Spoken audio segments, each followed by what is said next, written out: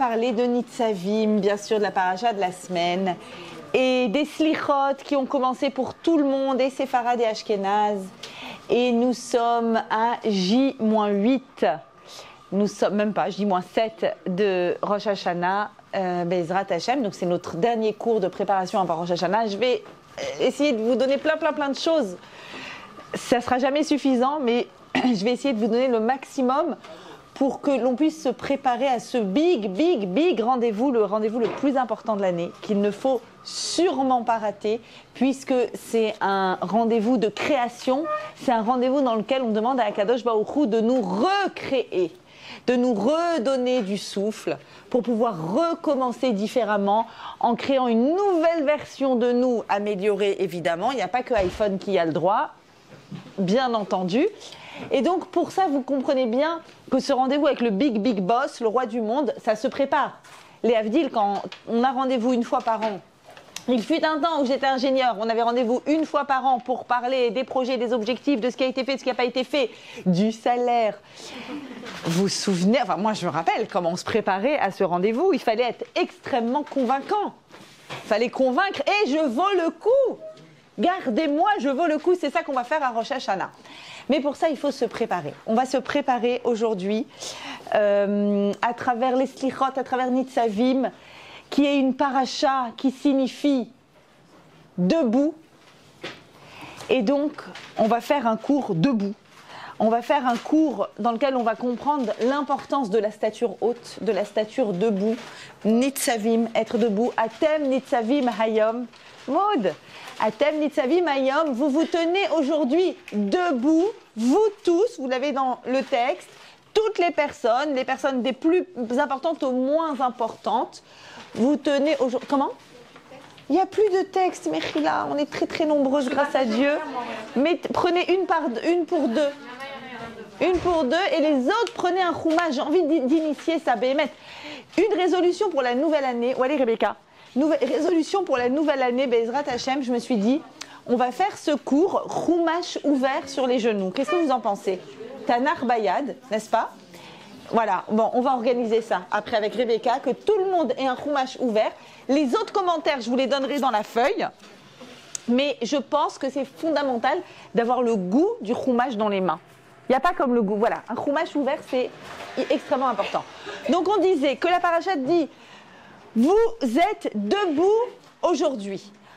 Quand a été dit ce texte ? Le jour du décès de Moshe Rabbeinu, où il les invite à rentrer dans l'alliance avec Dieu, une alliance dans laquelle nous promettons de continuer à accomplir la Torah pour toutes les générations à venir. Immense alliance. Et Dieu nous promet un flot de bénédictions. Et cette paracha, vous allez voir, elle est bouleversante. Alors je sais, je vous dis ça chaque semaine, mais vraiment, elle est bouleversante. J'ai sélectionné quelques petits morceaux, j'aurais aimé tout étudier avec vous. Et comme je vous dis, elle va nous... l'idée qu'on va en garder, c'est l'importance de la posture haute, de la posture debout. Pendant les slichot, on est debout. Pendant la prière de Rosh Hashanah, on est debout. On se tient debout alors qu'on est dans le rendez-vous le plus important avec le roi des rois et qu'on aurait pu imaginer une posture écrasée au sol. Pas du tout. La posture haute, et on va voir ce qu'elle signifie, cette posture haute.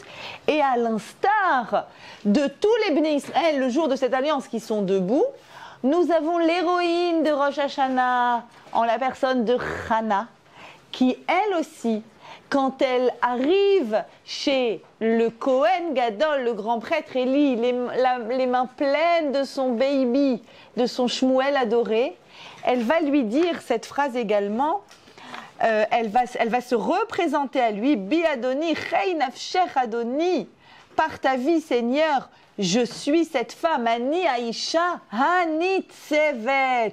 Tu sais qui je suis celle qui était debout ici, il y a un an, en train de pleurer pour que cesse ma stérilité. On utilise le même terme, Hani Tsevet, cette prière incroyable qui va inspirer le peuple d'Israël à travers l'épaisseur de tous les siècles à venir, c'est la prière d'une femme debout. Je voudrais qu'on comprenne aujourd'hui, c'est quoi une femme, une personne debout. Et effectivement, qu'y a-t-il de si beau, je vous disais, dans cette paracha? Bienvenue, prenez les chaises, prenez, il y en a 2 ici. On va pousser les murs, mes amis, on va pousser les murs. Vous pouvez encore ramener tous vos amis, vous verrez qu'il y aura de la place si Dieu veut. Qu'y a-t-il de si beau dans cette paracha? En fait, vous avez compris, cette paracha Nitzavim est liée à la proximité immédiate de Rosh Hashanah. Et c'est une période intense, justement, de proximité entre Dieu et son peuple. C'est une période qui est appelée par la Chassidoute Hamelech Bassadeh. Ça veut dire quoi, Hamelech Bassadeh? Le roi est sorti du palais, il se trouve dans les champs. Hamelech Bassadeh, Bassadeh. Je ne sais pas si vous connaissez cette chanson. Le roi est dans les champs. Ça veut dire que d'habitude, toute l'année, quand tu fais des efforts et que tu as envie d'aller à un cours de Torah, de rajouter un peu de Torah dans ta vie, tu rames. Tu rames. Actuellement, vous le voyez, actuellement, le roi est dans les champs. Ça veut dire qu'en allant dans ton champ, sous-entendu, en allant au travail, tu dis « Incroyable, Dieu! Ah ben tu tombes bien, justement, je voulais te rencontrer !» Incroyable. En fait, on veut dire par là qu'il y a une accessibilité de Dieu et une facilité à ressentir des éléments de proximité durant cette période. Venez, entrez, entrez, entrez, bienvenue, n'hésitez pas. Là, il y a encore une chaise là-bas. Ici, la chaise d'Eliaou Hanavi, pourquoi pas?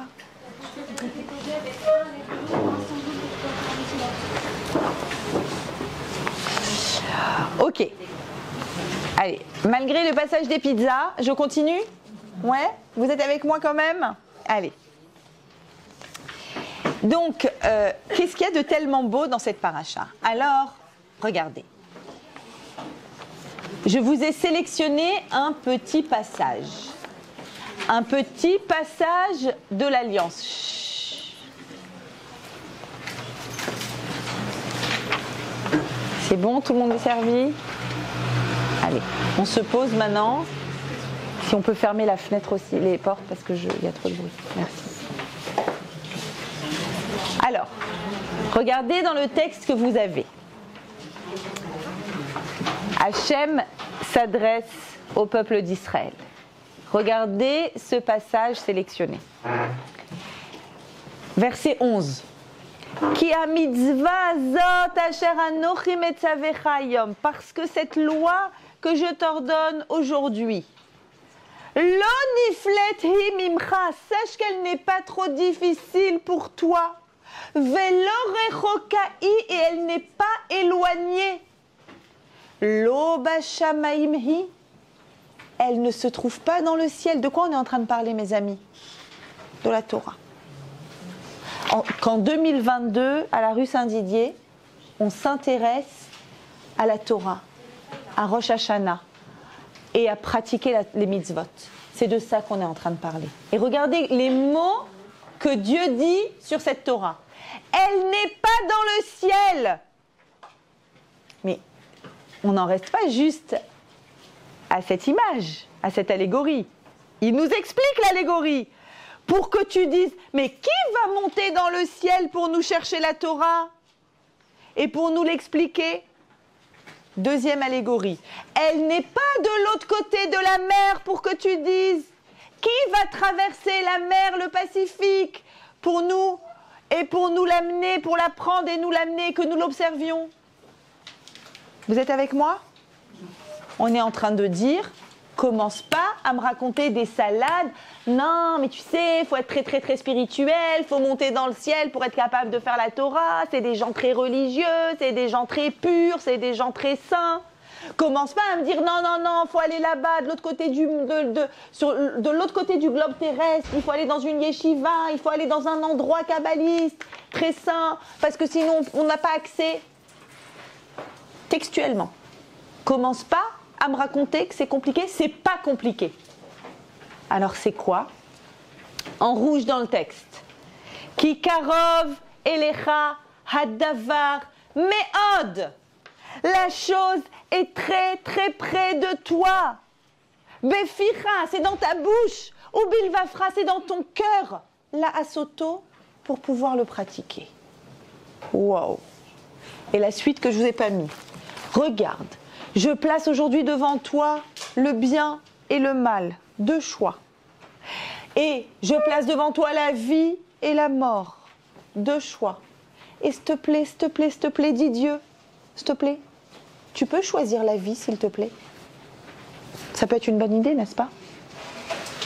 Mais avec une simplicité enfantine, vous êtes d'accord avec moi? On est en train de nous dire, on dirait presque un maître d'école qui parle à sa classe et qui dit, mes amis, ne me racontez pas que c'est dans le ciel ou c'est de l'autre côté du globe terrestre. Karov Me'od, c'est très proche. Ce verset est à mon sens le verset central de la période de Elul et de Rosh Hashanah et le verset central de cette paracha des hommes debout et des femmes debout. Pourquoi? Il existe un livre entier qui a été écrit, c'est ce livre, entier, énorme, Baal HaTanya, qui a été écrit, dit-il, lui l'auteur, le Admour HaZaken, donc 18e siècle, explique dans son introduction, j'ai écrit tout ce livre pour t'expliquer le verset, car la Torah est très proche de toi, dans ta bouche, pour l'observer. Un livre pour observer. Alors comme là, tout de suite, on n'a pas le temps de faire tout le livre, sinon je le refais avec plaisir, n'est-ce pas? Donc, je vous ai sélectionné quelques morceaux choisis.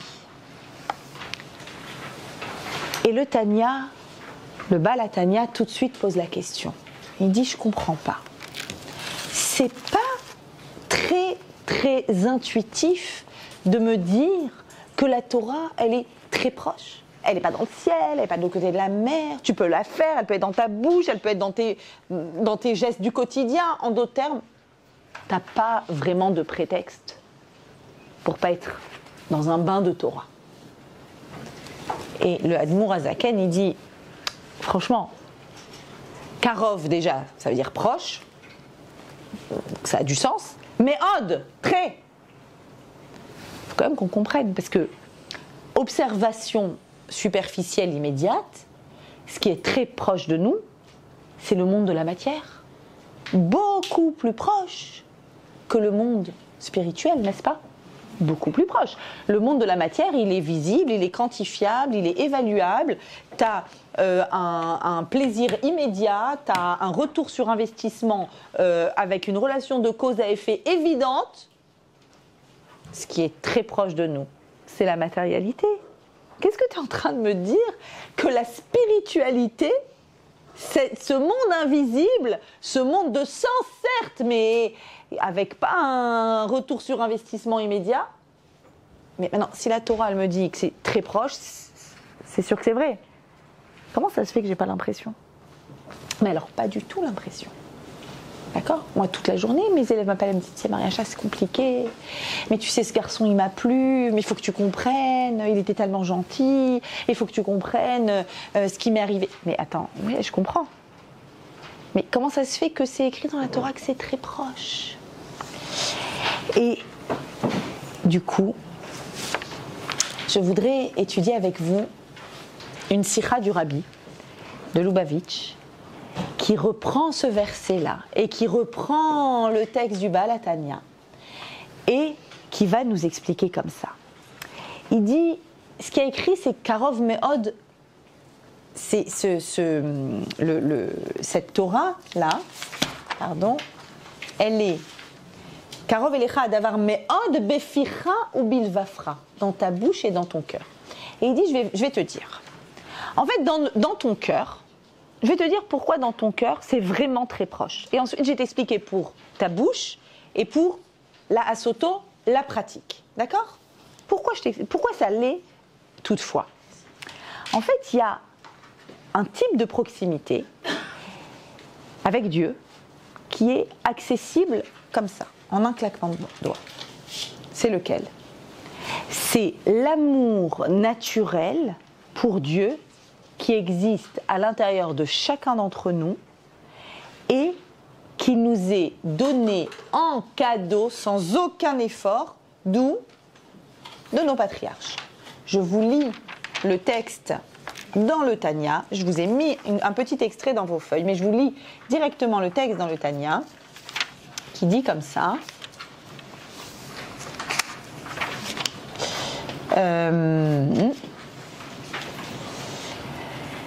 Alors, c'est néanmoins pour lui une chose très près d'observer et de pratiquer tous les commandements de la Torah, ainsi que l'étude de la Torah, par sa bouche et son cœur même, du plus profond de celui-ci avec une totale sincérité, dans la crainte et l'amour. Et cela, grâce à l'amour caché dans le cœur de tout juif, qui est l'héritage que nous ont légué nos avot, nos patriarches. Etc. Je prends un autre passage. Ainsi, il se trouve que Dieu est revêtu dans la sagesse de l'âme humaine du juif à quelques catégories qui l'appartiennent, n'importe quel juif que c'est, peu importe lequel, du plus pratiquant au moins pratiquant. Dieu se trouve dans son âme. Et il a à son tour la faculté de sagesse de l'âme et qui l'anime, cette sagesse de l'âme va l'animer de la tête aux pieds. Je vous explique immédiatement. Un peu plus loin, il dit, c'est la raison pour laquelle tous les juifs croient en Dieu. La croyance est au-delà de l'entendement et de la compréhension. Et c'est la raison pour laquelle, et je vous explique tout de suite, je finis de le citer, je vous explique, c'est la raison pour laquelle, si vous vous posez la question, comment se fait-il que des juifs, en guillemets, simples, pas des grands tzadikim, pas des grands érudits, pas des personnes de grands savants, au fil des siècles et de l'histoire juive, quand il y a eu et il y en a eu malheureusement, des situations où on les forçait à se convertir et c'était le choix entre la conversion ou le bûcher, on a vu par milliers des juifs, pas que les têtes de communauté, les grands rabbins, les juifs, le peuple, refusaient de se convertir, refusaient de se baptiser et préféraient souffrir que de renier leur foi. Et il pose ici une question immense. Il dit, expliquez-moi comment c'est possible qu'un juif qui n'est pas le plus grand savant de tous les temps, comment ça se fait que, dans l'histoire, on a suffisamment de recul, malheureusement, 2000 ans d'exil, suffisamment de recul pour voir que, à toute époque, à toute période, les juifs ont été capables d'aller jusqu'à se sacrifier pour l'amour de Dieu. Il pose la question, il dit, comment ont-ils alimenté cet amour-là ? Ce lien, cette connexion. Il dit, je vais t'expliquer. Il y a un amour basique que toute personne juive a reçu cadeau. C'est là. Je vous le dis en langage plus actuel, d'accord ? Pas en prenant l'exemple du Tanya qui est l'exemple du XVIIIe siècle, mais plus actuellement, ça m'arrive très, très, très souvent d'avoir des conversations avec des femmes jeunes ou moins jeunes et que dans ces conversations, qui sont des femmes éloignées de la pratique du judaïsme, et qui demandent une conversation pour une raison X ou Y, peu importe, des fois qui n'est pas liée à la Torah immédiatement. Et pendant notre conversation, quand j'évoque certaines notions ou quoi, tout d'un coup, les larmes se mettent à couler en face de moi. Alors moi, j'ai l'habitude, j'ai le paquet de mouchoirs qui est prêt, j'ai le verre d'eau, j'ai l'habitude, c'est un rituel maintenant. Mais par contre, la personne en face de moi, elle n'a pas l'habitude. Et instantanément, elle me dit, je suis désolée, je ne sais pas pourquoi je pleure. Je lui dis, sois pas désolée, j'ai l'habitude, c'est comme ça. Ça sort, quelque chose d'émette, de vrai qui sort. Elle me dit, non mais alors du coup, tu peux m'expliquer pourquoi je suis en train de pleurer parce que j'ai vraiment aucune idée. En fait, il y a un amour à l'intérieur de toi qui est caché, qui avait des couches par-dessus d'éloignement, mais du fait de l'exil, du fait de notre petite mémoire, du fait de nos activités, du fait 1000 raisons. Il y a 1000 raisons. Mais c'est là. C'est une promesse qu'on a. Non, on n'a pas vraiment tellement de mérite, entre guillemets, parce que c'est un cadeau. Cadeau, la Emouna. L'amour de Dieu. Cadeau. Donc ça, c'est très karov. Karov, méode. C'est-à-dire, il suffit qu'une copine t'amène à un cours de Torah et tu dis, je sais pas, ça m'a bouleversé. Mais ça va, on n'a rien dit. Non, Il suffit d'une rencontre, d'un moment, d'un passage à la synagogue. Des fois, des personnes me disent, je ne sais pas pourquoi, ce passage à la synagogue, je l'ai vu allumer des bougies, je ne sais pas pourquoi, j'ai des larmes. Pourtant, je n'avais jamais vu un allumage de bougies de Shabbat. C'est la première fois et ça m'a fait... Des témoignages comme ça, je peux vous en citer. C'est quoi? Karov Meod. Ça, c'est le début. Mais, explique le rabbi, il dit, regarde, en réalité, cet amour-là, on n'a pas besoin de le faire naître, il est là. On doit juste l'exprimer et on doit juste le dévoiler. Cet amour-là qui est bilvafra dans ton cœur, cadeau, profites-en. Par contre, beficha dans ta bouche, la asoto pour pratiquer la Torah, pas cadeau. Là, tu as un petit travail à mettre en place et lequel? En fait, c'est la parole, une parole autour de la Torah, du judaïsme, et une action, une mise en pratique. Là, il y a un travail à faire. Et tout ce livre-là du Tanya, c'est pour développer ces deux axes, la bouche et l'action, d'accord? Émotionnellement, on l'a en cadeau, vous avez compris. La bouche et l'action, pour les développer, en utilisant, je cite le Admour Azaken, en utilisant, il le dit dans sa Akdama, dans son introduction, comment je vais vous enseigner à ce que tout soit proche de vous, pas que je crois en Dieu, à ce que réellement il y ait à l'intérieur de toi une capacité, que ce soit aussi dans ta bouche et aussi dans ton action. Entre parenthèses, petite anecdote très récente, une maman, c'est souvent des mamans qui m'appellent, et vous allez voir qu'on va beaucoup parler des mamans dans ce cours. Une maman m'appelle, inquiète pour un de ses enfants, et elle me pose un certain nombre de questions, et je lui dis, mais écoutez, alors, oui, et comment on peut se rencontrer? Je lui dis, mais on peut se rencontrer aussi dans les cours de Torah. Ah non, mais moi, les cours de Torah, mais alors, comme pour s'excuser, elle n'avait pas besoin de s'excuser, mais comme pour s'excuser, elle me dit, par contre, je suis la championne de la croyance en Dieu. Je fais, wow, c'est classe ou pas? Et alors, elle rajoute, elle me dit, je suis largement au-dessus de la moyenne des gens en croyance en Dieu. Alors là, j'avais envie de m'arrêter et de lui dire, s'il te plaît, est-ce que tu peux me prêter ton baromètre qui étudie et classifie et tes études statistiques, parce que moi, du coup, ça m'intéresserait. Je me dis, waouh. Bon, je plaisante, mais parce qu'il s'agit de quelque chose qui est caché, hein, bien sûr, la croyance en Dieu. Mais j'ai compris ce qu'elle voulait dire. Elle voulait me dire avec ferveur, je suis une grande, grande croyante. Mais dans le même souffle, elle dit, par contre, les cours de Torah et la pratique, c'est pas mon truc. Eh bien, c'est justement pour ce type de phrase qu'il existe ce livre-là, le Tanya, qui vient et qui va t'indiquer comment faire pour que cet amour cadeau, cette femme, vous avez vu, elle est championne du monde, comment faire pour que ça diffuse? C'est bien, c'est dans la chorma, c'est l'intellect, c'est la partie haute, en lien avec la posture debout. Je vais y revenir. Très bien, donc tu l'as là dans la partie haute. Dis, ça serait une bonne idée quand même que ça diffuse vers la bouche, voire vers les mains, voire vers les jambes, et qu'il y ait une petite cohérence, puisque tu es championne du monde, puisque c'est cadeau, puisqu'à l'intérieur de toi il y a cette émotion, puisque tu as l'alarme facile, diffuse. Alors pour ça, dit le Baal HaTanya, je te propose un chemin, écoutez bien, qui est long et court. Emprunte le chemin long et court. C'est quoi cette expression? Vous connaissez cette expression? Le chemin long et court? Ok, venez, on essaye de comprendre c'est quoi. Une Gemara.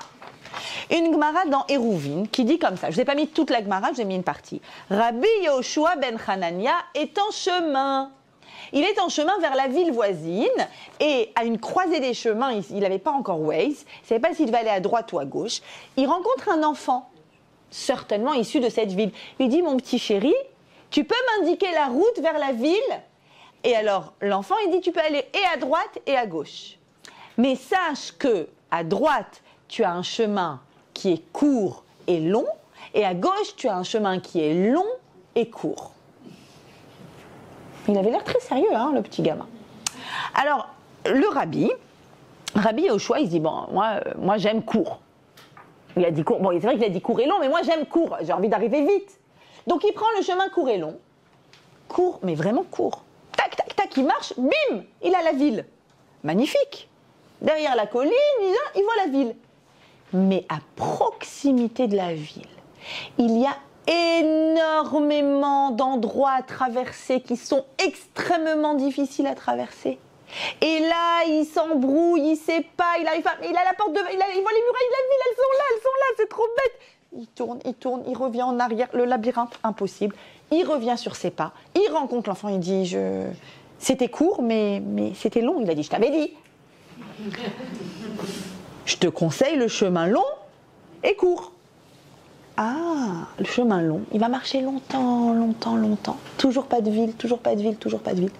Mais quand il tourne le chemin et qu'il voit la ville, il y rentre immédiatement. C'est court. C'était long pour y arriver. Mais c'est bon. L'accessibilité à la ville est immédiate. Et donc, le Admour Hazaken utilise cette image pour nous dire, je voudrais que tu utilises, pour que la Torah soit proche de toi, Karov, je voudrais que tu utilises un chemin qui est long et court. Qu'est-ce que c'est que ce chemin qui est long et court? On va essayer de le comprendre. Pour ça, venez, on prend l'autre chemin. Le chemin court et long. D'accord? Donc court, très vite il est arrivé à proximité, mais après impossible de rentrer. C'était quoi? En 2 secondes, tu sens que tu es lié à ton identité. Tu es venu au cours de Torah, tu es sorti en larmes. D'accord? Mauvais exemple, tu n'es pas venu au cours de Torah. On t'a raconté une histoire de tzadikim, ou on t'a raconté un miracle. Ah mon Dieu Hachem, que t'es grand. C'est quoi ça? Le cadeau. Vous vous rappelez, c'est le cadeau. Waouh, une émotion immédiate. Tu as fait beaucoup d'efforts pour cette émotion, rien. Paf, direct à cette émotion. Ok, et puis après, tu dis, mais je suis sincère dans mon émotion, mais hyper difficile de faire diffuser cette évidence-là dans toutes les parties de mon corps. En d'autres termes, j'arrive rien à en faire. Au quotidien, j'en fais rien. C'est là, c'est en moi, Emouna béton, émotion sincère, vous avez entendu ce qu'il a dit, sincère. Je n'arrive rien à en faire. Autrement dit, j'arrive pas à rentrer dans la ville. Là où je veux être, à destination. Là où je veux être, j'arrive pas à rentrer. Je tourne autour, j'arrive pas. Et oui, tu as pris le chemin qui est court et long. C'est court parce que tu as une émotion immédiate, mais si tu t'appuies que sur ton émotion immédiate cadeau, tu vas pas aller loin. Viens, je t'explique, dit le Admour Hazaken. Comment tu vas faire dans un chemin long et court?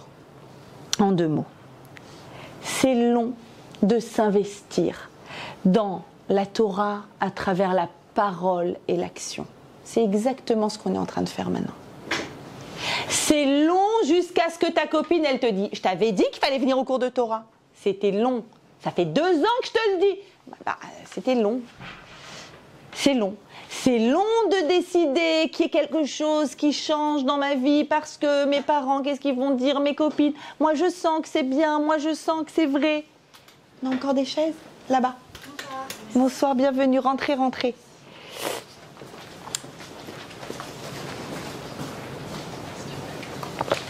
C'est long de rajouter quelque chose dans sa vie, n'est-ce pas? C'est très long et c'est très difficile. Et je dis souvent à mes copines, attention, à mes élèves, mes copines, évidemment, je leur dis souvent, attention à la tchouva rapide, à la tchouva minute.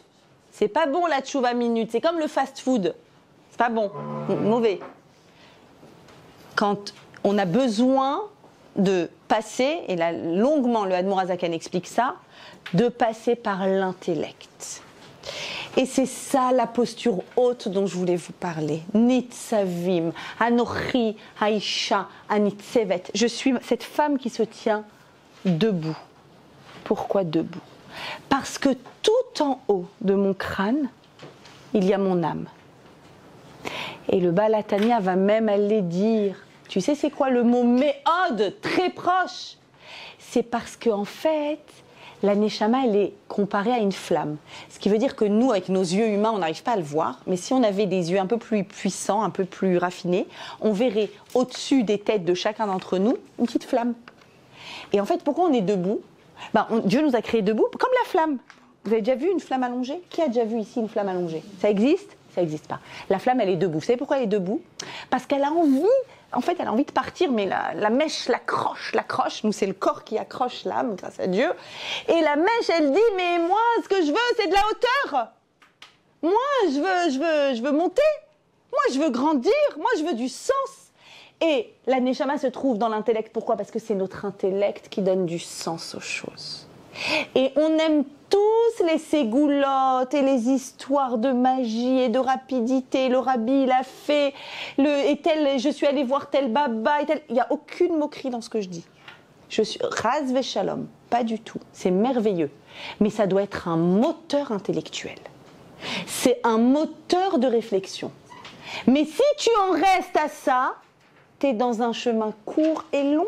Tu vas rien en faire, ça ne va pas diffuser à l'intérieur de toi. Si tu veux que ça diffuse, explique le rabbi, il dit qu'en fait, tu es obligé de faire le travail. Il cite le Rambam Maïmonide. Vous savez que Maïmonide était un grand cartésien, avant Descartes, mais un grand rationaliste en fait. Très grand rationaliste. Et Rambam, il dit attention, si tu veux faire ce travail de proximité, tu dois t'investir comment? Intellectuellement, exactement comme on est en train de le faire maintenant quand on étudie, avec un chumash dans les mains. Intellectuellement, ça doit avoir du sens. Tu as envie de faire Shabbat? Si Shabbat n'a pas de sens. Et comment se fait-il qu'il y a quelques générations, pas longtemps, la plupart d'entre nous, on dit, tu sais, mon arrière-grand-père, il était rabbin à tel endroit, et mon arrière-arrière-grand-père, et tu sais, la généalogie, elle monte. Comment ça se fait? C'est que ça avait du sens. Comment ça se fait que ça s'est abandonné? Que ça s'est dissolu? On a reproduit, comme des perroquets, sans que ça ait de sens. Quand ça n'a pas de sens, tu gardes ta émouna cadeau, mais c'est un chemin court et long. Tu ne vas pas y arriver. Tu n'arriveras pas à destination. Si tu veux arriver à destination, tu es obligé de faire le chemin long. C'est quoi le chemin long? Tu viens tous les lundis soirs étudier. Tous les lundis soirs. T'en loupes pas un. Pas que pendant les fêtes de Tishri. Et tu dis, je m'en fiche, c'est mon sport. Il y a le sport du corps, il y a le sport du cerveau. Et je continue. Encore un peu de sens. Encore du sens. Et ça va diffuser. Dans la bouche. Tu vas voir que tout d'un coup, tu te mets à dire pour expliquer quelque chose que tu aurais expliqué autrement à ton ami, tu dis « Ah, mais tu sais, ça me rappelle dans la Torah aussi !» Qu'est-ce qui t'arrive? Mais tout d'un coup, tu as d'autres références. Beficha. La asoto. Tout d'un coup, tu vas dire « Ah, j'aimerais bien que dans ma maison, il y ait ceci, cela, telle attitude, telle une bénédiction, un commandement. » Peu importe. Même quelque chose de minime, un allumage de bougie, peu importe. Mais ça, c'est la asoto. Je veux le faire. Je veux le réaliser. Et donc, pour tout le monde, le point de départ, la émouna pshuta. Notre émouna première qui est cadeau. Et puis ensuite, on travaille dur. Avec une honnêteté intellectuelle. Quand vous venez, mes chers amis, copines, élèves, et que vous me dites, pour moi, ça n'a pas de sens et je ne peux pas le faire, je vous réponds à chaque fois. Qu'est-ce que je vous réponds? Tu as raison. Viens étudier et viens donner du sens. Et vous comprenez pourquoi? C'est dans ma neshama de continuer à vous donner des cours. Et c'est dans ma neshama de continuer à vous donner des cours avec un certain niveau. Parce que plus il y aura du niveau, plus vous serez nourris intellectuellement par cette Torah, plus elle aura du sens, plus elle diffusera à l'intérieur de vous. Et en fait, en réalité, ce que je vous ai cité dans vos textes, donc une partie du chapitre 17, une partie du chapitre 18, qui représente cet amour-là, cet amour caché à l'intérieur du cœur de chaque juif. Et en réalité, en continuant régulièrement, intellectuellement, comme la mèche qui pointe vers le haut, comme ces béné Israël qui sont nitzavim, qui sont debout, comme Chana qui est nitzevet quand elle parle, qui est debout. Elle cherche ce lien, elle cherche cette connexion. Nous tous ici, et je vous assure que ça m'arrive chaque année, au mois de Tishri, veille de Rosh Hashanah, veille de Kippour, il n'y a plus de place où s'asseoir. Vite, vite, il nous reste 5 minutes pour faire Teshuvah. Vite, vite, vite. Mes amis, tenez le cap tout au long de l'année si vous voulez que ça diffuse réellement. Allez au cours de Torah que vous voulez, celui que vous voulez, mais fixez un temps de Torah. Et pourquoi vous le sentez? Pourquoi c'est dans ma neshama encore plus dans ce rôle-là d'enseignante aux femmes? Parce que le monde, mesdames, le monde a besoin de votre voix, de votre col, de ce col féminin. Il en a besoin urgemment, indispensable, essentiel, sans aucun jeu de mots. C'est essentiel qu'il y ait vos voix dans la Torah. Et pourquoi j'insiste tellement sur vos voix, sur votre col? Mesdames, la femme est l'héroïne de Rosh Hashanah. Les femmes sont les héroïnes de Rosh Hashanah. Pourquoi? Parce que tout Rosh Hashanah tourne autour du col, de l'écoute. Il faut être à l'écoute, comme vous le faites si bien maintenant. Être à l'écoute de quoi? D'un son. Le jour de Rosh Hashanah, la mitzvah numéro 1, c'est l'ishmoa. Écoutez. La mitzvah, c'est pas l'itkoa, de sonner. Bien sûr, il y aura quelqu'un qui va sonner. La mitzvah, c'est l'ishmoa kol shofar. On doit être à l'écoute d'un son du shofar. Ce col-là, ça doit être un pleur, dit la Gemara. Parce qu'elle se pose la question. Ils n'avaient pas de partition apparemment. Ils ne savaient pas sur quelle gamme du solfège. Et donc, dans la Gemara, ils disent, bon, ok, le son du shofar, il doit ressembler à quoi? Parce que, ok, on peut tous prendre une corne de beignet, on peut tous souffler dedans, mais on peut faire des sons différents. Alors la Gemara, elle dit, Yebaba. Yebaba, c'est des sanglots. Des sanglots comme qui? Comme là-bas, la mère de Sisra, comme une femme. Une femme qui pleure et qui est inquiète, est-ce que mon fils, il va rentrer? Et tout au long de la prière de Rosh Hashanah, on va avoir des héroïnes, les unes après les autres, qui ont un col, un son, une voix. Toutes des femmes, que des femmes. Je veux faire avec vous un travail bouleversant.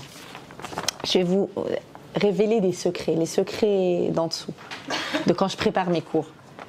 Hier après-midi, j'ai voulu faire un travail sur le col, sur le mot col, donc du col shofar, le son du shofar, mais le col dans la tfila de Rosh Hashanah. Où on trouve le col? Et j'ai fait ma petite recherche, mon petit travail. Et plus j'avançais dans mon travail, et plus je me mettais à pleurer.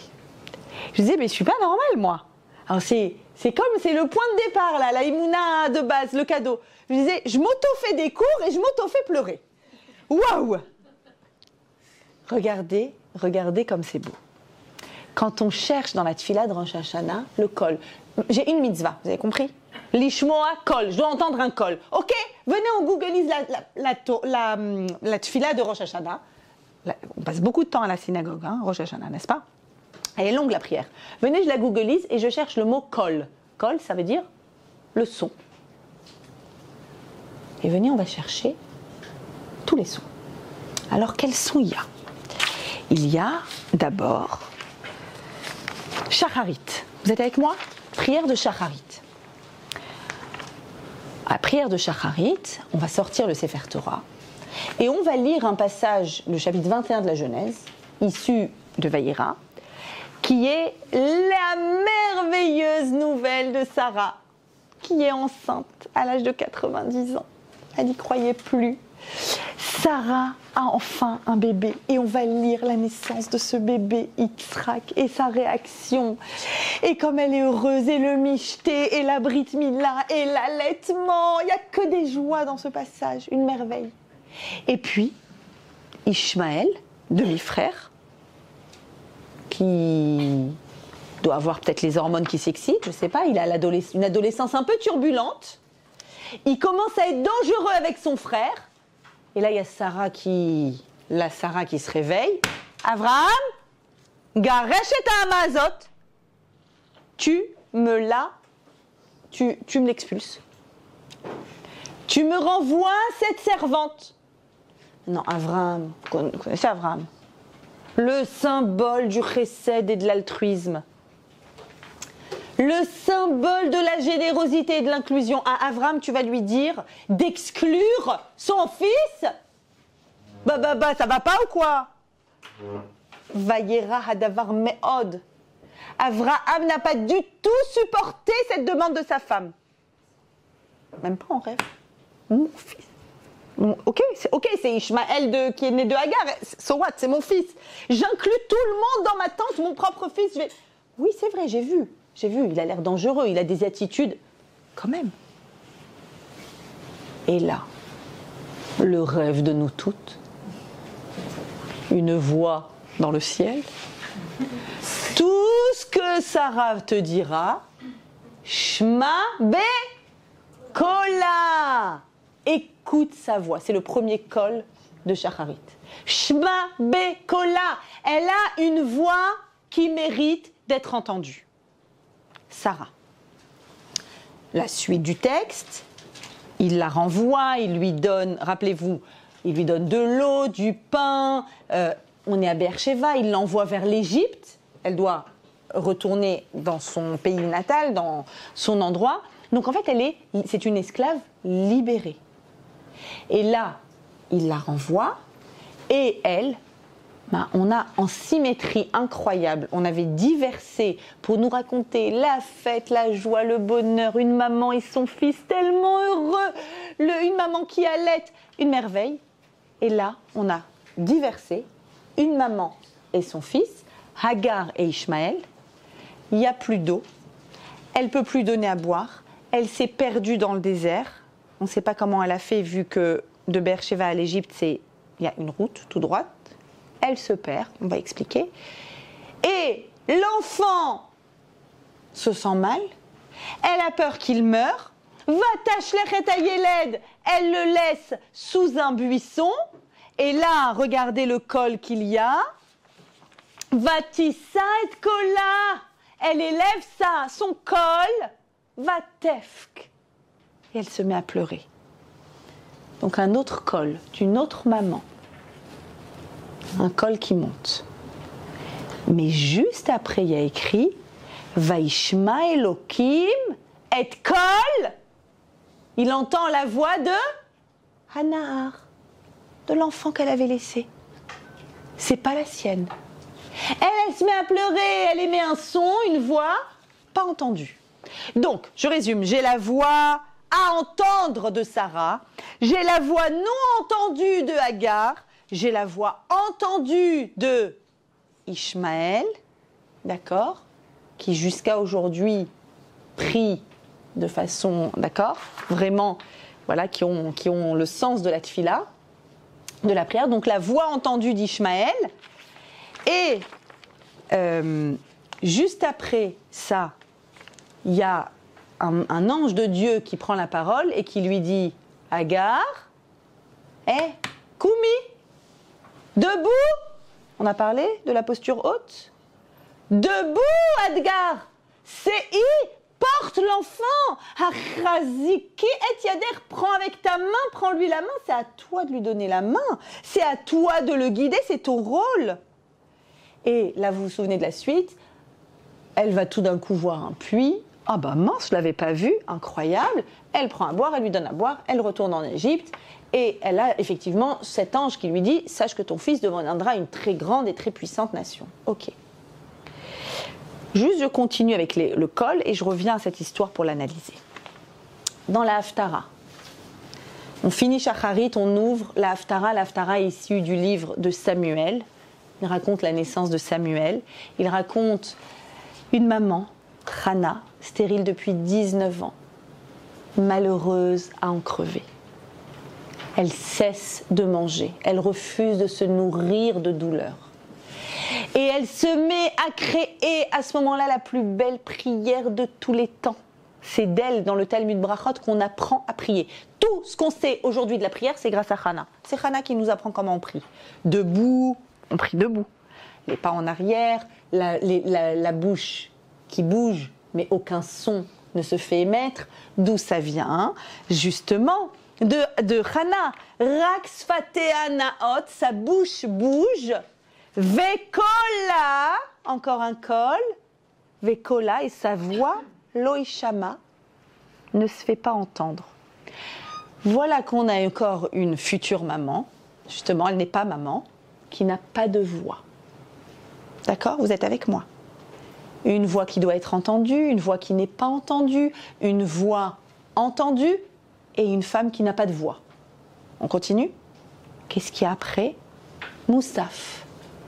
Moussaf, on a une voix incroyable, encore une femme, qui élève sa voix. C'est qui? C'est Rachel. On nous raconte l'histoire d'Israël qui part en exil après la destruction du temple. Et Rachel nous raconte le prophète Jérémie, dans ses Jérémiades, comment Rachel va implorer Dieu de là où elle est. Et elle pleure, elle pleure, elle pleure pour que ses enfants reviennent un jour en Israël, Kibbutz Galouyot, le retour des exilés. Et là, le texte, toujours le texte de la Torah, du texte de Jérémie, dit « Kol Berama Nishma » J'entends une voix, un kol Berama dans les hauteurs, Kol Berama. Alors elle a une voix très entendue. La voix la plus entendue, c'est la voix qui permet à tous les Juifs de retourner en Israël. Mais elle est tellement entendue et elle insiste tellement. Alors là, on a la mère juive, mais le max de la mère juive, c'est Rachel. Et elle pleure tellement devant le trône de Dieu qu'à la fin, Dieu, il lui dit « Mini kolech mi bechi » je t'en supplie, arrête avec ton col de pleurer. J'ai entendu ton col. Stop. Chut, chut, chut. Pourquoi tu pleures autant? Elle dit non, tant qu'ils ne sont pas tous en Israël, tous en bonne santé, tous en bon état, moi je continue de pleurer. On a Rachel qui pleure. Mais sa voix colle et entendue. Qu'est-ce qui se passe avec toutes ces mères-là? Toutes ces mamans qui pleurent. Et alors, le point commun de toutes, Sarah, elle pleure pour la santé de Yitzhak. Une voix à entendre, mère juive numéro 1, première mère juive. La voix de Hagar, on va essayer de comprendre pourquoi. C'est aussi la voix d'une maman pour son fils. La voix de Hagar pour Ishmaël, pas entendue. La voix d'Hagar, de Ishmaël, pardon, est entendue. Il y a une voix, pas de son, c'est qui? Elle n'a pas d'enfant. Elle n'est pas encore une mère juive. Pas encore. Et vous verrez qu'elle aura une voix, la suite de l'Haftara, qu'enfin elle va voir son bébé Samuel après 19 ans de stérilité, et qu'elle va arriver devant le Kohen Gadol Eli, et qu'elle va lui dire « Je suis la femme debout !» Cette femme avec un intellect haut, cette femme capable de prier, de produire une fila incroyable, là elle va avoir une voix extraordinaire. Mais tant qu'elle n'a pas d'enfant, elle n'a pas de voix. Pas encore mère. Et enfin, la maman de tout Israël, Rachel, qui pleure, elle, jusqu'à la fin des temps. C'est écrit comme ça. Jusqu'à la fin de temps, pour tous les enfants. Je voudrais qu'on comprenne ce parallèle dans Shacharit entre Sarah, Shema Bekola, et Hagar, une voix qu'on n'entend pas. Nous, on a envie d'avoir un col à Rosh Hashanah. Hachem entend notre col. Moi, je veux être à l'écoute du col du chauffard. Mais ce qu'on veut le plus, Hachem, ensuite, écoute notre voix. Alors la tfila, Shacharit, le passage de la Torah nous dit, ok, alors regarde, tu dois t'inspirer de cette maman et pas de cette maman. Quand on lit les versets d'une façon superficielle, c'est assez délicat et difficile. On a l'impression qu'il y a Yitzhak, le fils élu, Ishmaël, le bannissement d'Ishmaël, et une sorte de cruauté, elle est renvoyée avec pas assez d'eau, son fils va mourir. Attention, attention. La lecture de ce passage est très importante. Je vous ai dit, 10 versets, une maman et son fils. 10 versets, une maman et son fils. Les premiers versets, c'est quoi? Le champ lexical des 10 premiers versets, c'est quand la shoméa itzachakli, tout celui qui va m'entendre, qui va entendre que j'ai eu un enfant, itzachak, qui va éclater de rire, tellement que c'est itzrak, ça veut dire tse me'achok, sors de ce qui est figé. Toute l'idée de Rosh Hashanah, c'est de se renouveler, c'est de sortir de ce qui est figé, de ce que tu crois qui est certain qui va t'arriver. Pas du tout, tu te renouvelles là. La suite, Henni Kabanim, elle a allaité son fils. Vaya Asmishte, il a fait un festin. Ok. Et puis on a Agar et Ishmaël. Vayeshalach. Vayeshalach veut dire elle est renvoyée de force, ce qui veut dire que Agar ne voulait pas partir. Maintenant, juste on contextualise, on est il y a 4000 ans. Quand une personne est esclave, la chose la plus improbable et merveilleuse qui puisse lui arriver, c'est d'être libérée. Elle est libérée, pas seulement libérée, avec son fils, issu de l'homme le plus puissant et le plus exceptionnel du Moyen-Orient, de tout le bassin du Moyen-Orient. Son fils. Et ce fils-là, il y a une promesse. Il y a une promesse qu'il va également amener le monothéisme vers l'islam. Et il va devenir une grande nation. Agar, pourquoi tu ne veux pas partir? Qu'est-ce qui t'arrive, Agar? Et là, on voit qu'elle a plus d'eau, qu'elle se perd. Comment tu te perds? Tu comprends bien, Avram ne l'a pas envoyé sans rien. On sait qui est Avram. Il l'a envoyé avec tout ce qu'il faut pour qu'elle arrive à bon port. Et l'ange qui lui dit s'arrête. Et quand elle abandonne l'enfant, alors là, précision du texte, où elle abandonne l'enfant en dessous d'un buisson, et elle part, où elle part, à une distance, dit le texte de la Torah, d'une portée d'arc de flèche de l'enfant. Vous avez vu cette image? Comme si la Torah insistait sur, attends, t'es une maman, tu es en train de tuer ton fils. Dieu préserve, Dieu préserve. Quelle maman ne reste pas avec son enfant jusqu'à la dernière seconde? Est-ce que c'est possible de pas? Est-ce que c'est juste possible de pas? Pourquoi la Torah insiste là-dessus? En fait, et l'ange lui dit, Malach, qu'est-ce que t'as? Ou Agar, qu'est-ce que t'as? En gros, c'est quoi ton vrai problème? Parce qu'en fait, là, t'as été libérée, t'as une promesse que ton fils deviendra un grand peuple.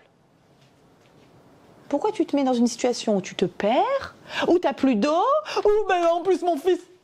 Mes amis, si on lit ce passage-là, nous les mamans, c'est qu'on a tout à l'intérieur de nous une petite Hagar qui se cache et qui nous pourrit la vie à l'intérieur de nous. C'est quoi une petite Hagar en nous qui se cache? C'est le processus de victimisation. C'est horrible ce qui m'arrive. T'as vu ce qu'il m'a fait?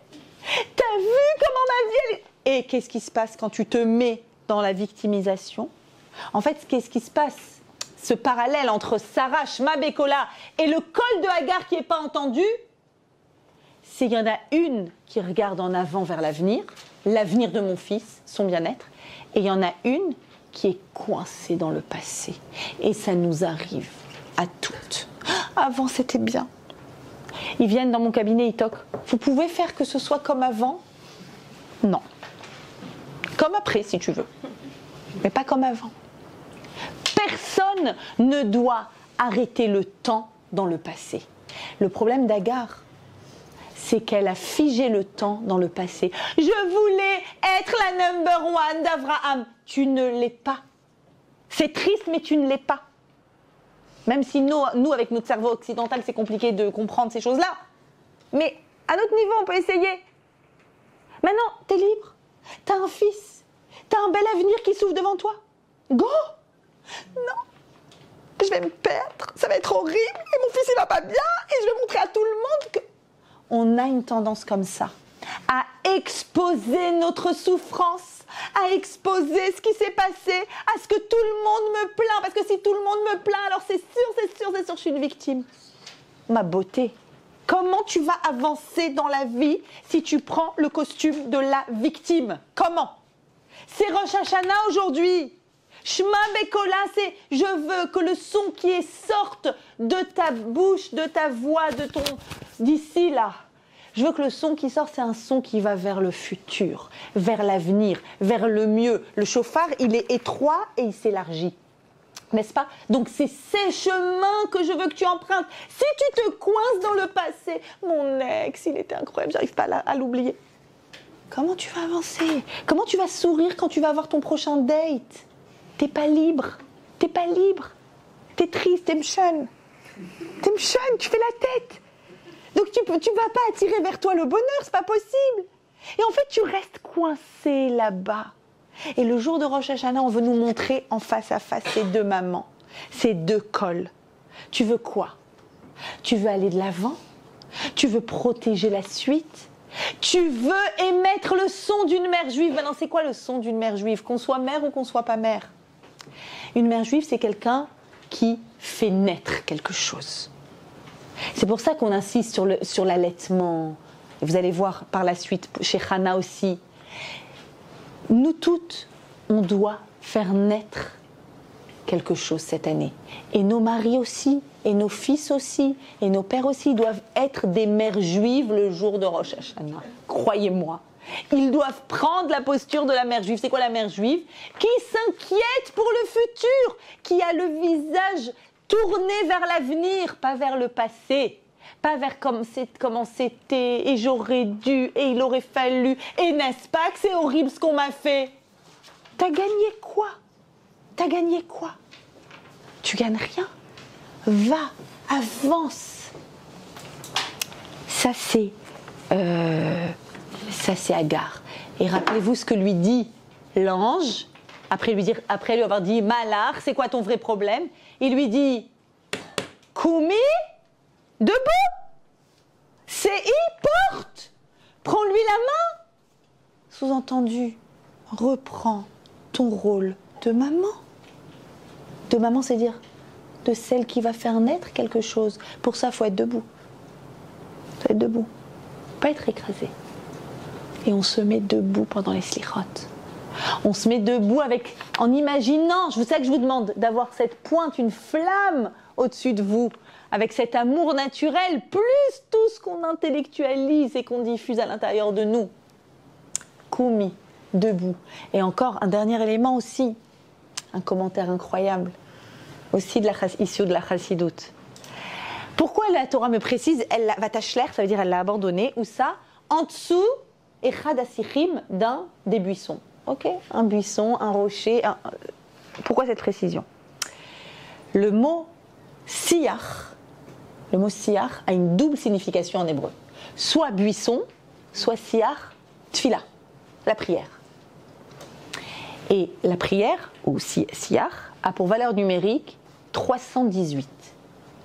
En dessous d'un buisson, c'est-à-dire en dessous de ce mot siyach, en dessous de 318, il y a quel chiffre?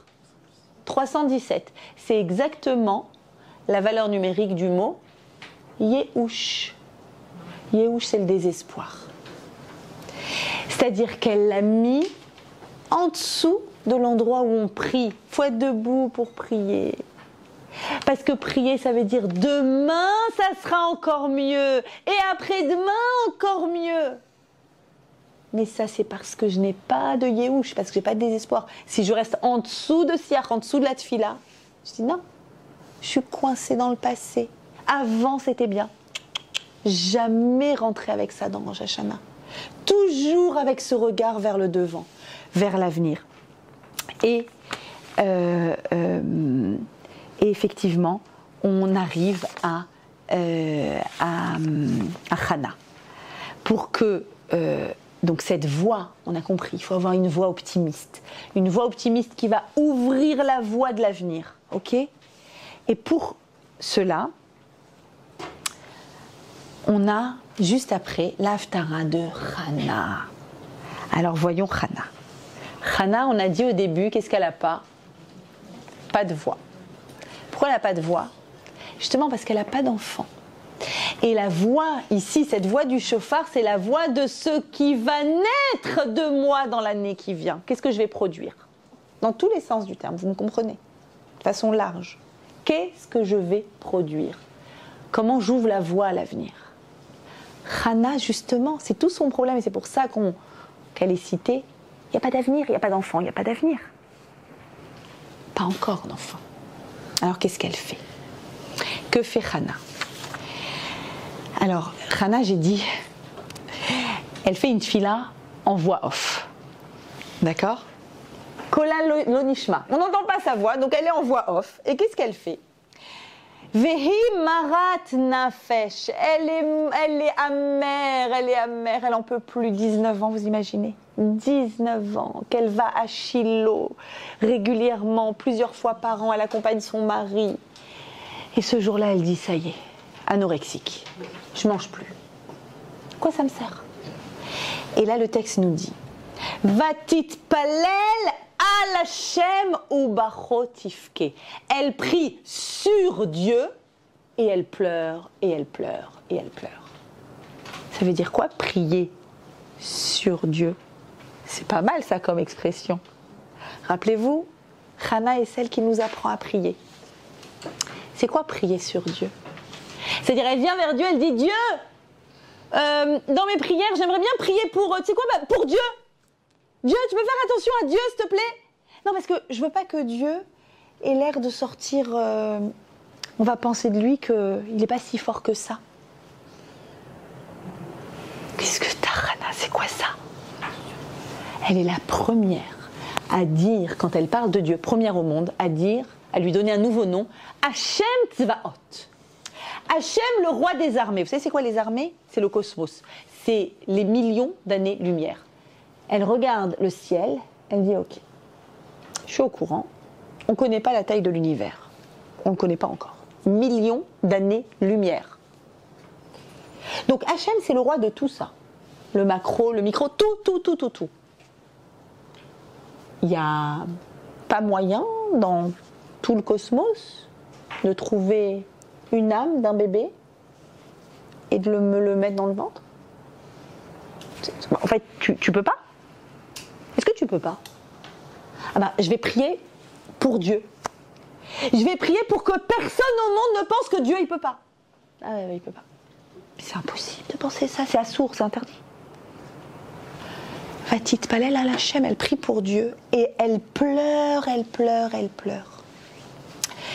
Et Vechana hi medaberet aliba, quelle belle expression, elle parle. Alors on veut dire elle parle dans son cœur, parce qu'on n'entend pas ce qu'elle dit, donc elle parle en elle-même. Et là, le Midrash dit, ça veut dire quoi? Elle parle al-liba, sur son cœur. Qu'est-ce qu'il y a sur le cœur? Juste au-dessus du cœur, il y a quoi? L'organe de l'allaitement, les seins. Et elle parle de ses seins, S-E-I-N. Et elle dit, Hachem, t'as créé le monde entier, le cosmos, tout est utile, tout est à sa place, tout est parfait. Tout est utile. J'ai une question. Pourquoi tu m'as créé un organe d'allaitement si je ne suis pas capable de nourrir? Et vous comprenez ici qu'en filigrane, la tfila nous invite à réfléchir à l'idée de nourrir, c'est-à-dire qu'est-ce qui va naître de moi? Qu'est-ce que je vais nourrir cette année? Qu'est-ce que je vais alimenter? Surtout pas ma posture de victime. Je vais rester dans le passé. Et il m'a fait, et on m'a fait, et on m'a dit, et c'est pas... Nourris l'avenir, je t'en prie, nourris l'avenir. Et donc Hannah, elle vient, elle dit, les amis, c'est fondamental. Please, les femmes de 2022, Hannah, elle dit, enfin, je pense qu'elle dit, de toute façon, elle ne peut pas trop s'opposer là à ce que je dis, donc, mais je crois que c'est ça qu'elle dit. Je vous en supplie, dites à Hachem que tout ce qu'il a créé est utile. Dites-lui, Hachem, pourquoi tu m'as créé un utérus? Hachem, pourquoi tu m'as créé des seins si c'est pas pour allaiter? Pourquoi tu m'as créé des bras si c'est pas pour porter cet enfant? C'est pas possible. En fait, elle vit la réalité d'Hachem comme absolument réelle devant lui, comme évidente. Et vous savez quoi? Elle a produit une prière qu'on appelle la prière ivre. C'est quoi être ivre? Être ivre, c'est quand tu es désinhibé. Il n'y a plus de corps, il n'y a plus que l'intériorité. Elle s'est défaite de son corps elle a une prière ivre. Comment je sais? Parce que Élie la voit en train de pleurer, de murmurer à l'entrée du Saint des Saints, c'est-à-dire jusqu'à la limite en fait du Mishkan, jusqu'à la limite de l'endroit où elle pouvait rentrer. Elle est là, elle est en train de pleurer, elle a rien mangé, elle a rien bu. Elle fait la grève de la faim, elle dit à Hachem, à quoi ça sert? À quoi ça sert? Stop. Et là, Élie vient vers elle. Il lui dit, attends. Une femme en train de pleurer à chaudes larmes, de murmurer, d'avoir des sautes comme ça, je la sens. Elle est ivre. Elle est ivre. C'est honteux. C'est honteux de venir tout près de cet endroit tellement saint, dans un état d'ivresse. Est-ce qu'on est d'accord que c'est honteux? C'est honteux. Élie à Cohen arrive, il lui dit, pardon Hana, avec tout le respect que je vous dois, mais il faut aller cuver le vin ailleurs. Imaginez une seconde, 19 ans de souffrance, la plus belle prière de tous les temps. Parle à Hachem, il est devant elle, tu peux tout, je comprends pas, pourquoi pas?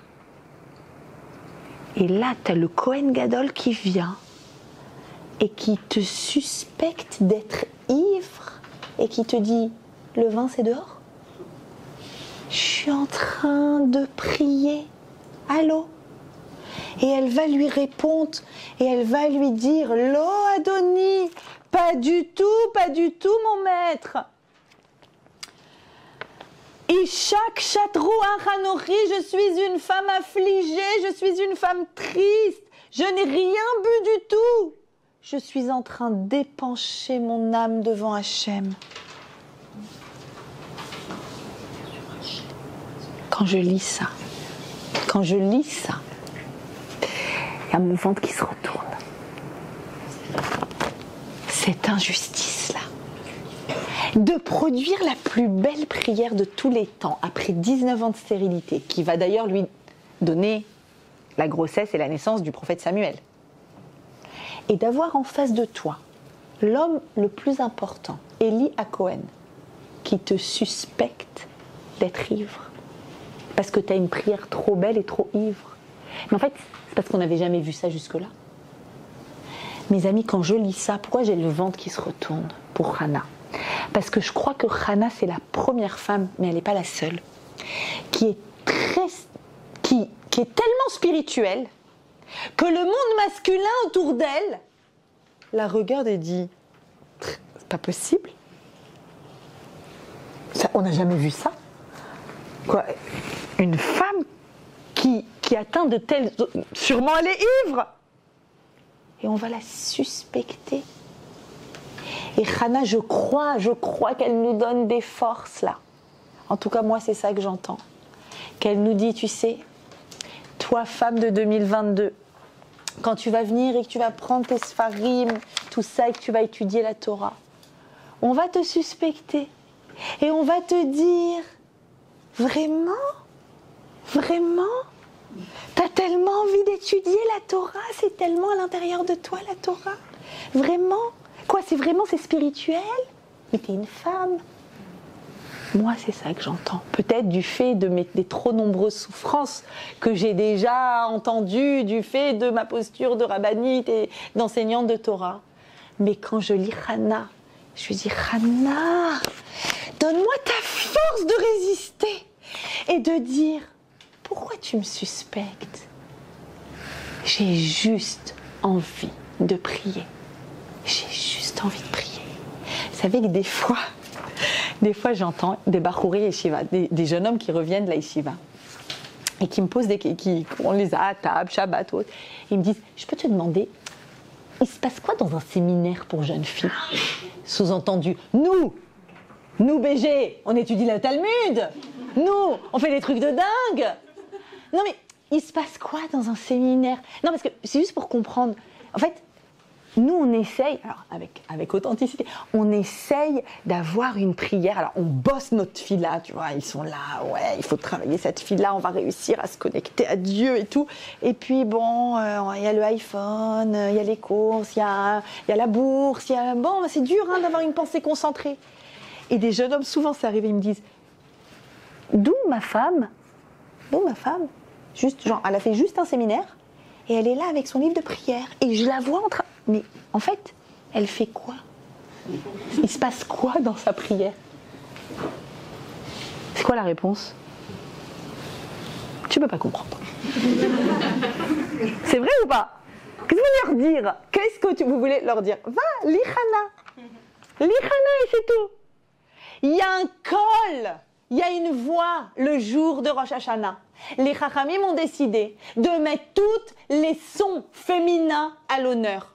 La voix qu'il faut entendre, la voix qui n'a pas été entendue parce qu'elle se victimise, la voix de l'enfant. La voix de l'enfant, un enfant qui demande à Hachem, il est toujours entendu. La voix de l'enfant qui est entendue. La voix de Hana qui n'existe pas parce qu'elle a envie d'un futur. Et la voix de Rachel qui pleure pour ses enfants. Alors, ces deux voix, Kol Berama, les voix dans la hauteur, parce que elle prie. Vous savez pourquoi c'est la voix la plus entendue? Parce que Rachel, ce qu'elle a de spécial, c'est que c'est la maman que de deux tribus, Yosef et Binyamin, mais elle prie pour qui? Pour tout le monde.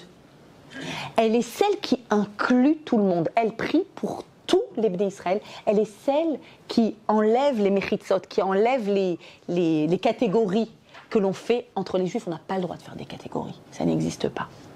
Et Rachel, justement, comme elle prie pour tout le monde, c'est la voix qui est la plus entendue. Et vous savez quoi? En fait, le jour de Rosh Hashanah, on va sonner du chauffard, et le chauffard, les Chachamim, je vous ai dit, ils ont posé la question à quoi ça ressemble. Ok, ça ressemble à un sanglot, mais il y a plein de façons de pleurer. On peut pleurer. On peut pleurer. On peut pleurer. Il y a des sanglots. Alors, c'est quel genre de larmes? Ok, on est d'accord, c'est féminin, parce que le col du futur, il n'y a pas comme la mère juive. Il n'y a pas, cherche pas, il n'y a pas. Il n'y a pas comme une femme qui est en train de prier, qui dit Nabi Bess, il y avait tous les mots que vous connaissez sur la mezouza, et qui dit je prie, je prie. Qui n'a pas eu cette mère, grand-mère, arrière-grand-mère qui prie, et ils se disent je suis encore c'est encore ma grand-mère qui prie. Elle n'est plus là, mon arrière-grand-mère, je sais, c'est cette filote. Il n'y a pas comme ça. Donc on va entendre ce col. Ce col, c'est l'arme de qui? D'une maman. Mais qui pleure comment? Alors, c'est la seule fois dans la Gemara où il y a plein d'avis qu'il y a tout. C'est comme ça qu'on pleure. C'est comme ça qu'une maman, elle pleure. Quand elle pleure pour son enfant, qu'elle veut le bien de son enfant, elle pleure comme ça. Il y a un autre avis qui dit pas du tout. Moi, j'ai déjà entendu une femme pleurer. Quand une femme pleure pour son enfant, qu'elle veut absolument Hachem, mon enfant, elle fait tout. Et le troisième avis dit pas du tout. Quand une maman, elle pleure, elle fait Qu'a décidé la Gemara? D'habitude, quand il y a plusieurs avis, la Gemara, elle dit quoi? Elle tranche. Elle tranche. Là, la Gemara, elle dit, mes amis, on va pleurer à Rosh Hashanah pour le bien de nos enfants. Mais on va pleurer tous les pleurs de toutes les mamans au monde. On va pleurer le long son, on va pleurer le son saccadé, on va pleurer 3 petits sons. Vous savez pourquoi? Parce que dans la vie, quand tu regardes une femme qui n'est pas de chez toi, genre, ils sont marocains, ils sont tunisiens, ils sont ashkenazes, tu dis, c'est trop bizarre. J'étais à leur mariage, ils sont hyper bizarres, leurs coutumes. C'est bizarre comment ils vivent. Et on est tous là à dire c'est bizarre, eux c'est bizarre, et les autres c'est bizarre. Et là, la Gemara, elle vient, elle te pose une question. Et quand tu vois une maman qui pleure, tu oserais dire c'est bizarre comment elle pleure? Ou bien tu vas dire je veux pleurer ton pleur. Parce qu'en fait, être une maman, on sait toutes. Toute femme qui a été maman, elle sait c'est quoi? Une maman qui pleure pour ses enfants. Et donc j'ai envie de pleurer les pleurs de toutes les mamans. Et quand tu vas être à la choule à Rosh Hashanah et que tu vas entendre à droite ou à gauche celle qui pleure bizarre et celle qui pleure autrement et celle elle n'a pas encore de voix parce qu'elle n'a pas encore d'enfants et qu'Hachem lui envoie une choupa et des enfants, amen, à toutes ces bnotes Israël, tu vas dire je veux pleurer son pleur et je veux pleurer son pleur et je veux pleurer son pleur. L'essentiel, c'est qu'il y ait un col, c'est qu'il y ait ce son-là. Et vous savez, j'ai entendu cette semaine de la bouche de Myriam Pérez. Bezrat Hashem, on va essayer de la faire venir après les fêtes. Myriam Pérez, je pense que vous savez qui est Myriam Pérez, Pras Israël. Elle s'est présentée aux élections de la présidence d'Israël. Elle a allumé la flamme de je ne sais plus quand à Yom Ha'atzmaut. Et donc, Myriam Pérez, on lui a posé la question du passage de la tfila qu'elle aime le plus. Et elle a dit, moi, mon passage, c'est Et Sha'arei Shamaim, Et Ratzon.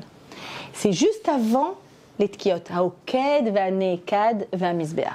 Alors moi qui prie en Ashkenaz, je ne le connais pas bien, mais je fais un minyan Ashkenaz chez moi chaque année, à Rosh Hashanah. Et cette année, avec mes frères, on organise ça, on a décidé de rajouter, en plein milieu de notre minyan Ashkenaz, de rajouter ce piyut-là, ce chant, ce poème-là, Haoked Ve'anekad Ve'amizbeach, qui raconte la Akedat Yitzhak. Et elle a dit, moi, le moment le plus incroyable de Rosh Hashanah, c'est quand mon fils va dans la synagogue qui a été créée en souvenir, elle a perdu 2 fils au combat, vous le savez. Donc en souvenir de mon fils Uriel, il y a une synagogue. Je prie dans cette synagogue et j'ai un autre fils qui vient faire la tfila. Et tout d'un coup, il se met à chanter et il chante Sichou le'imi, racontez à ma maman qui se sonna pana, que sa joie est partie de son visage. Et elle dit, il me regarde là où il est, il me regarde dans la Ezrat Nashim, pendant qu'il chante ce chant. Évidemment, on parle de Yitzhak, qui dit, racontez à maman, je sais que maman a perdu sa joie. Haben asher yalda letishim shana, le fils qu'elle a enfanté à 90 ans. Haya le'esh ou le ma'achelet mana, il a été amené sur l'autel. Anna, s'il te plaît, avakesh la menachem, je te supplie, emmène-lui quelqu'un qui la console. Anna tsarli, c'est difficile pour moi, c'est difficile de savoir les M qu'il y a une maman. Efke vetityaper, il y a une maman qui pleure et qui se lamente pour son enfant. La plus grande des souffrances, c'est la souffrance d'une maman pour son enfant. Et ce texte-là a été écrit par Ibn Abbas au XIIe siècle au Maroc. Et il a écrit ce texte juste avant Rosh Hashanah. Vous savez pourquoi ? Parce qu'il apprend que son fils, adolescent ou jeune adulte, c'est un grand tzaddik. Son fils est en train, loin-les-nous, de se convertir à l'islam. Et quand il apprend ça, il dit, je vais écrire un texte pour que toutes les mamans se connectent à Ima Sarah, aux larmes d'Ima Sarah, quand elle apprend que son fils Yitzhak est presque, est sur l'autel, et ligatu est sur l'autel, que tout le monde, que toutes les mamans connectent leurs larmes pour leur enfant, parce qu'il n'y a pas comme les larmes d'une maman pour son enfant. Moi, je reçois sans arrêt des appels de mamans, sans arrêt, pour que leur fille se marie, pour que leur fille revienne à la Torah, pour que leur fille ne se perde pas, pour que leur fille ait un lien avec le judaïsme, sans arrêt. Sans arrêt. Je vois ce que les mamans font. La prière d'une maman devant les bougies de Shabbat, je vous dis, c'est quelque chose d'incroyable, d'exceptionnel. Et je m'inspire de Myriam Pérez qui, lo aleinu, a donné avec tellement de courage à accompagner ses 2 enfants, et avec tellement de joie et d'humilité et de force, elle nous dit, on continue. Les larmes de toutes les mamans ensemble, ça transforme le monde. Et je finis avec juste une note un peu drôle,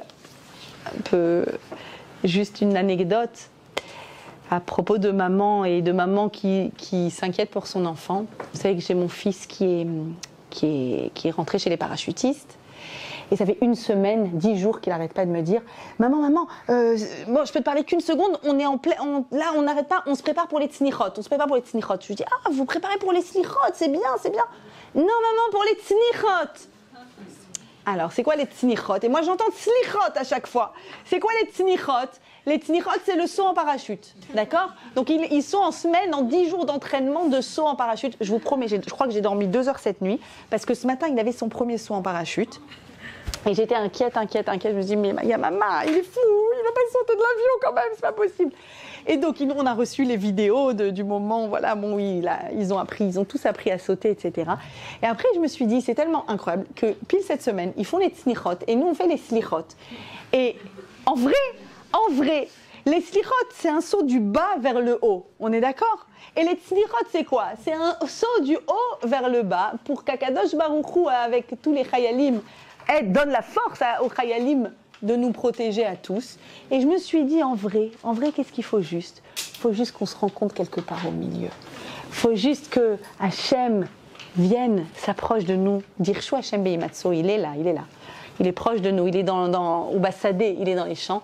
Et que nous, on fasse quoi? Allez, un petit effort intellectuel, se rappeler qu'on a une couronne sur la tête en forme de flamme, réussir à la faire diffuser de partout, réussir à émettre un son pur d'une mère juive, et Bezrat Hashem, on aura toutes, Bezrat Hashem, une Shana Tova ou Metuka. On ne sera jamais suspecté comme Chana d'être spirituel et d'étudier la Torah. Jamais. Et qu'on ait ce son-là de la mère juive et que toutes celles qui ne sont pas encore mariées ou pas encore mères, Bezrat Hashem, cette année, qu'on puisse entendre des très, très bonnes nouvelles. Amen, amen, amen. Et je finis en vous disant ce petit mot je crois que c'est Woody Allen, n'est-ce pas? Quel est le complexe d'un non-juif? De ne pas avoir une mère juive. Shana Tova ou Metuka.